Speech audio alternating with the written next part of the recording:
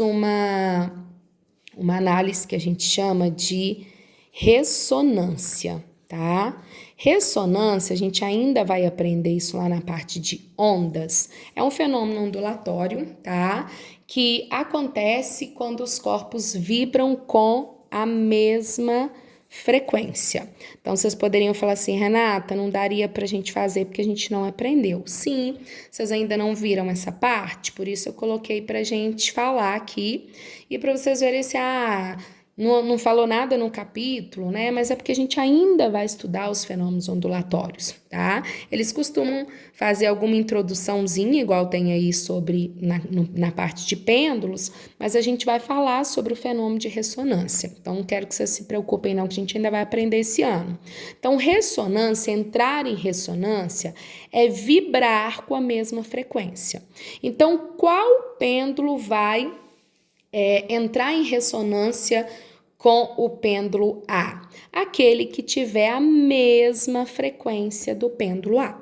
E para ter a mesma frequência, precisa ter o mesmo período, né? Porque frequência é o inverso do período, ou período é o inverso da frequência. Então, se a frequência muda, o período muda, né? Então, se a frequência tem que ser igual, o período tem que ser igual. Então, é isso que eu tinha que saber.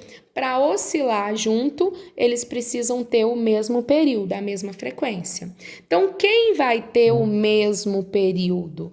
Todos estão no mesmo local, tem a mesma gravidade. Então, vai ter o mesmo período quem tiver o mesmo comprimento. Concorda que essa parte da massa eu nem preciso olhar, porque massa de um pêndulo não altera período. Se não altera período, não iria alterar a frequência. Então, eu nem precisaria me preocupar com a massa. Era só olhar quais pêndulos têm o mesmo comprimento do A. O 1 tem o mesmo comprimento do A e o 5 tem o mesmo comprimento do A. Logo, período de 1 é igual ao de 5, que é igual ao de A.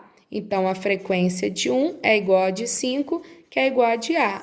Portanto, eles vão oscilar juntos em ressonância, porque eles têm a mesma frequência. Tá joia? Então, aqui só para discutir essa parte, mas a gente vai falar isso mais a fundo, tá bom? E o último, gente, vou até deixar aqui, porque a gente já até comentou, ele conta sobre, né, a invenção dos relógios aí de pêndulo.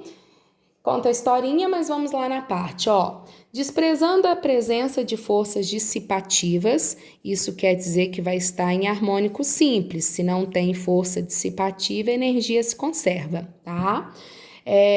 E considerando a aceleração da gravidade constante, isso é importante, porque para pêndulo é importante, para que esse tipo de relógio, ou seja, o relógio de pêndulo, tá?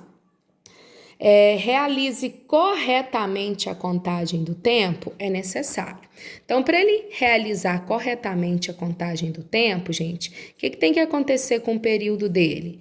Ficar constante, o período não pode mudar, porque se o período mudar, ele atrasa ou ele adianta, tá? Então, para ele funcionar perfeitamente, o período não pode mudar. Se o período não pode mudar, quem também não pode mudar? O comprimento e a gravidade. Como no local a gravidade já vou mostrar aqui, né? Como no local a gravidade já é constante, bastaria que o comprimento fosse constante, que o período também seria constante. Portanto, letra A, certo? A massa não interessa, o material também. Alta condutividade de jeito nenhum, se ele tivesse alta condutividade ele ia mudar muito o comprimento, ia dilatar muito, né? Amplitude de oscilação não tem a ver com período, e energia potencial se manter constante também não teria a ver com período, tá? Então, para manter o período, o que eu tenho que manter? Gravidade constante, comprimento constante. Como a gravidade já era, mantendo o comprimento, eu teria período constante, meu relógio ia funcionar perfeitamente, tá bom? E a gente finaliza, gente, essa parte da correção de pêndulo simples. Qualquer dúvida, vocês me enviem, tá? Obrigada e até a próxima.